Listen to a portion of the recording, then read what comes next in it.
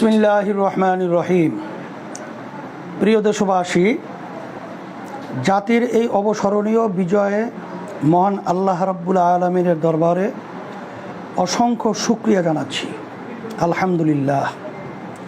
জাতীয় এই গৌরবময় বিজয়ে যারা জীবন দিয়েছেন, রক্ত দিয়েছেন, আহত হয়েছেন এবং আন্দোলনে সক্রিয় ভূমিকা রেখেছেন, তাদের সবার প্রতি শ্রদ্ধা ও কৃতজ্ঞতা জানাচ্ছি। প্রিয় দেশবাসী, জালিমের বিরুদ্ধে ঐক্যবদ্ধতার সুফল আবারও প্রমাণ করেছি আমরা।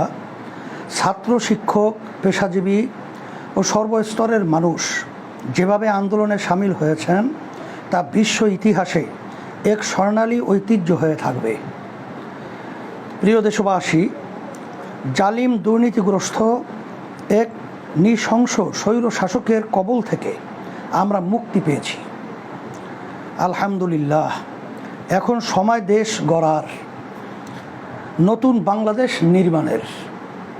এখন সকলে মিলে ঐক্যবদ্ধভাবে সাম্য, সামাজিক মর্যাদা ও সামাজিক ন্যায় বিচার ভিত্তিক সমৃদ্ধ রাষ্ট্র নির্মাণের সংগ্রামে সবাইকে স্বাগত জানাচ্ছি।